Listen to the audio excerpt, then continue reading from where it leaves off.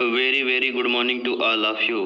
इससे पहले की जो हमारी क्लास थी वहाँ पर हम लोगों ने अल्फ्रेड लॉर्ड टेनिसन की जो बायोग्राफी है उसको हम लोगों ने कंफर्म किया था। जिस तरीके से एग्ज़ाम के पॉइंट ऑफ व्यू से वो इम्पॉर्टेंट थी। जैसा कि आप लोगों को मालूम है कि आप लोगों के एग्ज़ाम में टाइटल बेस्ड क्वेश्चन भी पूछे जाते हैं, जहां पर आपसे क्वेश्चन में पूछा जाता है कि इसमें से कौन सा वर्क है जिसको अल्फ्रेड लॉर्ड टेनिसन ने लिखा है, या इनमें से कौन सा ऐसा वर्क है जिसको अल्फ्रेड लॉर्ड टेनिसन ने नहीं लिखा है। तो इस तरह के क्वेश्चंस को करने के लिए राइटर जो है उसके कुछ सर्टेन इम्पॉर्टेंट वर्क्स जो हैं उनकी टाइटल आपको कंफर्म होना चाहिए कि ये वर्क्स जो हैं वो अल्फ्रेड लॉर्ड टेनिसन ने लिखे हैं। इसके लिए मैंने यहाँ पर कुछ सर्टेन वर्क्स को मेंशन किया है जो आप लोग लर्न रख लीजिएगा कि ये अल्फ्रेड लॉर्ड टेनिसन के वर्क हैं। एक वर्क है poems chiefly lyrical, Alfred Lord Tennyson का बहुत फेमस वर्क है। और ये क्लैरिबेल जो है और मैरियाना जो है ये दोनों वर्क बहुत ज़्यादा फेमस हैं, आप लोग अच्छे से लर्न रखिएगा। नेक्स्ट वर्क है the charge of the light brigade. फिर नेक्स्ट वर्क क्रॉसिंग दी बार, ये भी बहुत इम्पॉर्टेंट है। इडिल्स ऑफ द किंग वर्क जो है बहुत इम्पॉर्टेंट है, ये 12 कविताओं का 12 पोएम्स का कलेक्शन होता है। लेडी क्लैरा जो वर्क है ये भी इम्पॉर्टेंट है। फिर लॉक्सली हॉल है। द टू वॉइसेस वर्क है, दी प्रिंसेस है, ये माड वर्क जो है अल्फ्रेड लॉर्ड टेनिसन का बहुत फेमस वर्क है। फिर गुइनेवर वर्क है। नेक्स्ट वर्क है द डिफेंस ऑफ लखनऊ है, जहाँ से पीजीटी के एग्ज़ाम में क्वेश्चन भी पूछा जा चुका है कि इनमें से कौन सा वर्क अल्फ्रेड लॉर्ड टेनिसन ने लिखा है, और ऑप्शन में द डिफेंस ऑफ लखनऊ भी था। जब यहाँ पर स्वतंत्रता के लिए आंदोलन चल रहे थे, फ्रीडम के लिए फाइट चल रहे थे, तो लखनऊ में नियर अबाउट 85 डेज के लिए जो सीज लगाया गया था उसको मेंशन करता हुआ ये वर्क है the defence of Lucknow. Next work है बालिन एंड, नेक्स्ट वर्क है बालिन एंड बालन। तो यहाँ पर जितने भी वर्क मैंने मेंशन किया है ये सारे वर्क जो हैं वो टाइटल बेस्ड क्वेश्चन के लिए इम्पॉर्टेंट हैं, आप लोग इनको अच्छे से लर्न कर लीजिएगा। अब हम लोग आज की क्लास से स्टार्ट करने चल रहे हैं अल्फ्रेड लॉर्ड टेनिसन के जो फेमस वर्क्स हैं उनका इन डेप्थ एनालिसिस करना स्टार्ट कर रहे हैं। फर्स्ट वर्क जिसका इन डेप्थ एनालिसिस हम लोगों को करना है वो वर्क है यूलिसीज है। जो ये वर्क यूलिसीज है ये वर्क पब्लिश हुआ था जो ये पब्लिशिंग बहुत सारे इसमें पब्लिशिंग ईयर जो है वो यूलिसीज का पूछा जाता है। तो यूलिसीज वर्क जो है वो पब्लिश्ड हुआ है 1842 में पब्लिश हुआ है। अब अगर हम बात करें कि जो ये वर्क यूलिसीज है वो बेस्ड ऑन किस पर है, यूलिसीज का सोर्स क्या है, तो आप लोग अच्छे से कंफर्म रखिएगा। एक इटालियन राइटर हुआ है जिसका नेम दांते है। दांते इटालियन राइटर है, उसने अपना एक बहुत ही फेमस वर्क लिखा था जिसका नेम था डिवाइन कॉमेडी नाम था। तो दांते का जो ये वर्क डिवाइन कॉमेडी है इसका जो फर्स्ट पार्ट होता है उसका नेम होता है इन्फर्नो नेम होता है। दांते का जो ये डिवाइन कॉमेडी है ये 3 पार्ट में है। इसका फर्स्ट पार्ट इन्फर्नो है, फिर परगैटेरियो है, फिर पैराडिजो है। दांते की डिवाइन कॉमेडी में 3 पार्ट्स हैं।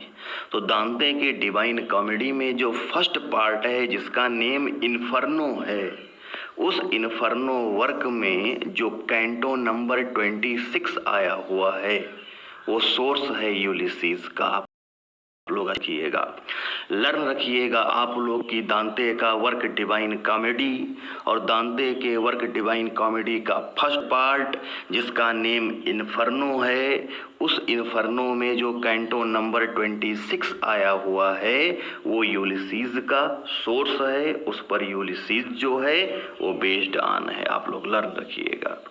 इसके साथ ही साथ यूलिसीज का जो सोर्स है वो होमर का वर्क इलियड एंड ओडिसी है, क्योंकि जो ये वर्क इलियड एंड ओडिसी है वहाँ पर भी यूलिसीज कैरेक्टर आया हुआ है।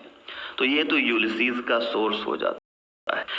नेक्स्ट हम बात करते हैं कि यूलिसीज जो है उसका जैनर क्या है। तो इस वर्क यूलिसीज का जो जैनर है वो ड्रामेटिक मोनोलॉग है। ड्रामेटिक मोनोलॉग क्या होता है? जब मैं आप लोगों को ऑफलाइन क्लास में लिटरेरी टर्म्स कंफर्म कर रहा था तब मैंने आप लोगों को बताया था कि ये ड्रामेटिक मोनोलॉग क्या होता है। जो ये ड्रामेटिक मोनोलॉग होता है यहाँ पर एक सिंगल स्पीकर होता है। क्या होता है? एक सिंगल स्पीकर होता है जो अपनी बातों को रख रहा होता है और वो कंटिन्यू बोल रहा होता है, लगातार बोल रहा होता है। जो स्पीकर होता है उसके सामने जो ऑडियंस होती है या उसके सामने अगर कोई पर्सन जो होता है तो वो केवल साइलेंट लिसनर होता है। वो चुपचाप केवल सुना करता है। स्पीच में किसी तरीके का इंटरफेरेंस उसका नहीं होता है, तब उसको हम ड्रामेटिक मोनोलॉग कहते हैं। तो ड्रामेटिक मोनोलॉग में एक सिंगल स्पीकर होता है जो लगातार बोल रहा होता है, स्पीच कर रहा होता है, अपनी बातें रख रहा होता है। उसके सामने जो लिसनर होता है वो साइलेंट होता है। मतलब यहाँ पर स्पीकर जो है वो एक्टिव होता है और यहाँ पर जो लिसनर है वो पैसिव होता है। उसको हम ड्रामेटिक मोनोलॉग कहते हैं। रॉबर्ट ब्राउनिंग जो राइटर है वो ड्रामेटिक मोनोलॉग के लिए फेमस है, जिसको आगे चलकर हम लोग कन्फर्म भी करेंगे। जो ये वर्क यूलिसीज है ये वर्क ब्लैंक वर्स में लिखा गया है। ब्लैंक वर्स का मतलब no rhyme scheme but iambic pentameter. Next point है कि जो ये वर्क यूलिसीज है वो कॉन्ट्रास्ट है। कॉन्ट्रास्ट का मतलब अपोजिट है और अपोजिट है द लोटस ईटर्स का अपोजिट है। द लोटस ईटर्स जो है वो भी अल्फ्रेड लॉर्ड टेनिसन का एक वर्क है। वो इन एक्शन की फिलॉसफी पर बेस्ड है। मतलब ये इनर्टनेस की फिलॉसफी पर बेस्ड है। मतलब ये निष्क्रियता की फिलॉसफी पर बेस्ड है। यहाँ पर एक्शन को महत्व नहीं दिया गया है, यहाँ पर निष्क्रियता को महत्व दिया गया है। और जबकि जो ये वर्क यूलिसीज है यहाँ पर एक्शन को महत्व दिया गया है, यहाँ पर कर्म को प्रधानता दी गई है। तो यूलिसीज वर्क जो है वो एक्शन पर बेस्ड है और द लोटस ईटर्स वर्क जो है वो इन एक्शन पर बेस्ड है। इसलिए जो ये वर्क द लोटस ईटर्स है वो यूलिसीज का कॉन्ट्रास्ट हो जाता है, अपोजिट हो जाता है, क्योंकि दोनों की जो थीम है वो अपोजिट है। यूलिसीज की थीम एक्शन है और जबकि लोटस ईटर्स की जो थीम है वो इन एक्शन है। यूलिसीज की थीम जो है वो सक्रियता है और जबकि द लोटस ईटर्स की जो थीम है वो निष्क्रियता है। इसलिए जो ये वर्क द लोटस ईटर्स है वो यूलिसीज का अपोजिट हो जाता है, कंट्रास्ट वर्क हो जाता है। नेक्स्ट हम लोग यहाँ पर यूलिसीज वर्क की जो मेन समरी है उसका जो मेन कंटेंट है वो कंफर्म कर रहे हैं। तो यहाँ पर जो यूलिसीज है वो सिंगल स्पीकर है। यूलिसीज जो है वो एक एडवेंचरस मैन रहा है, वो मैन ऑफ एडवेंचर रहा है। बहुत सारी साहसिक यात्राओं पर एडवेंचर की जर्नी पर जाता रहा है यूलिसीज। यूलिसीज एक अच्छा ट्रेवलर रहा है। उसने बहुत सारे द्वीपों पर भ्रमण किया है, बहुत सारी चट्टानों पर भ्रमण किया है, नए नए द्वीपों को उसने खोज निकाला है। मैन ऑफ एडवेंचर है यूलिसीज। यूलिसीज जो है वो साहसिक यात्राओं को करने वाला एक पर्सन है। यूलिसीज जो है वो किंग ऑफ इथाका होता है, इथाका का राजा होता है यूलिसीज। यूलिसीज जो होता है वो पार्टिसिपेट करता है, बैटल ऑफ ट्रॉय में पार्टिसिपेट करता है। ट्रॉय का जो घमासान युद्ध हुआ था वहाँ पर यूलिसीज भी लड़ने के लिए गया हुआ था। तो यूलिसीज पार्टिसिपेट करता है बैटल ऑफ ट्रॉय में और उस वार में वो फाइट करता है। और जब उस वार का एंड होता है तो उसके बाद में लगभग 10 साल हो गए हैं यूलिसीज को इथाका से गए हुए, अपने किंगडम से गए हुए।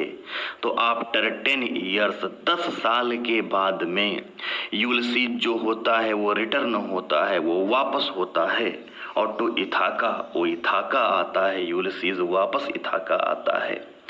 अब यूलिसीज जो है जब वो इथाका में आया हुआ है अपनी एडवेंचरस जर्नी को ख़त्म करके बैटल ऑफ ट्रॉय में लड़ने के बाद में जब वो इथाका में आया हुआ है तो इथाका का जो जीवन है, इथाका की जो लाइफ है, उसको वो लाइक नहीं करता है यूलिसीज। क्योंकि जो इथाका है, इथाका में जो लोग हैं वो उसकी एडवेंचरस जर्नी को नहीं पहचानते हैं। इथाका में एडवेंचरस जैसा कुछ भी नहीं है। इथाका की जो लाइफ है वो लाइफ एक्टिव लाइफ नहीं है जिसके लिए वो यूज्ड टू हो चुका है। यूलिसीज जो है वो एक्टिव लाइफ को लेकर के यूज्ड टू हो चुका है। उसको तो एडवेंचरस जर्नी चाहिए, उसको तो साहसिक यात्राएं चाहिए, लेकिन यूलिसीज को साहसिक यात्राएं अब नहीं मिल रही हैं इथाका में। तो इसलिए जो यूलिसीज है वो इथाका की लाइफ को अब पसंद नहीं कर रहा है, वो लाइक नहीं कर रहा है। लाइक क्या नहीं कर रहा है? लाइफ ऑफ इथाका को लाइक नहीं कर रहा है, क्योंकि इथाका में कुछ भी एडवेंचर्स नहीं है, इथाका में उसे एक्टिव लाइफ नहीं मिल रही है। तो यूलिसीज जो होता है वो डिसाइड करता है कि वो अपने किंगडम को, वो अपने राज्य को छोड़ दे in the hands of his son Telemachus. Ulysses का जो सन टेलीमेकस है उसके हाथों में यूलिसीज चाहता है कि वो अपने राज्य का उत्तरदायित्व छोड़ दे। यूलिसीज जो है वो इडियट लोगों पर शासन करना नहीं चाहता है। यूलिसीज जो है वो कहता है राज्य में रहने वाले जो लोग हैं उनको चाहे जितना समझाओ वो समझने वाले नहीं हैं, और इस तरह के लोगों के ऊपर शासन करके मैं अपना टाइम वेस्ट नहीं करना चाहता हूँ। देखिएगा यूलिसीज की जो यहाँ पर थिंकिंग है, यूलिसीज कह रहा है, क्या कह रहा है कि जो इडियट लोग, इथाका के जो मूर्ख लोग हैं, जो ना समझ लोग हैं, जिनको चाहे जितना समझा दो समझने वाले नहीं हैं, उन पर शासन कर करके मैं अपना टाइम वेस्ट नहीं करता हूँ। इसी से रिलेटेड मुझे एक लाइन याद आ गई, बहुत ही अच्छी लाइन है जो कि यूलिसीज से रिलेटेड तो नहीं है लेकिन जो बात यहाँ पर चल रही है उससे रिलेटेड है। वो लाइन मैं आप लोगों को बता रहा हूँ, आप लोग समझने की कोशिश करिएगा, और अगर आपको ये लाइन बहुत अच्छे से समझ में आ जाती है तो आप मुझे मैसेज कर करके बताइएगा कि इस लाइन का मतलब क्या है। देखिएगा लाइन है, if you motivate an idiot now you have a motivated idiot. Confirm हो गया ना? इस लाइन को एक बार मैं फिर से बता रहा हूँ, if you motivate an idiot now you have a motivated idiot. इस लाइन को आप लोगों ने सुना है, समझने की कोशिश करिएगा। अगर आपको समझ में आ जाता है तो आप मुझे मैसेज करके बताइएगा कि आपको क्या समझ में आया इस लाइन में। तो यहाँ पर जो यूलिसीज होता है बाद में डिसाइड करता है कि वो अपने किंगडम की जो रिस्पॉन्सिबिलिटी है वो अपने सन टेलीमेकस के हैंड्स में छोड़ दे। उसके बाद में वो चला जाए, कहाँ पर चला जाए? In the search of new islands, नए नए द्वीपों को खोजने के लिए एक बार फिर से चला जाए। यूलिसीज जो है वो कह रहा है कि जीवन रूपी मेरा जो मदिरा से भरा हुआ यह प्याला है, से भरा हुआ मेरा जो ये जीवन रूपी प्याला है, इसके अंतिम बूंद तक को मैं पान करना चाहता हूँ, पीना चाहता हूँ। मैं लाइफ को टिल दी लास्ट ड्रॉप तक ड्रिंक करना चाहता हूँ, एंजॉय करना चाहता हूँ। और यूलिसीज जो होता है वो अपने किंगडम को अपने सन टेलीमेकस के हाथों में सौंपते हुए नए आइलैंड की खोज में एक्टिव लाइफ को स्पेंड करने के लिए फिर से चला जाता है। तो ये यूलिसीज का मेन कंटेंट है जो मैंने आप लोगों को बताया है। अभी यहाँ पर यूलिसीज से बहुत सारी इम्पॉर्टेंट लाइंस भी हैं जिनको मैं कल की क्लास में मेंशन करूँगा, और फिर एक नेक्स्ट वर्क को भी मैं कंफर्म करूँगा कल की क्लास में। तो आज की क्लास के लिए इतना ही, आप लोग अच्छे से कंफर्म कर लीजिएगा। So thank you very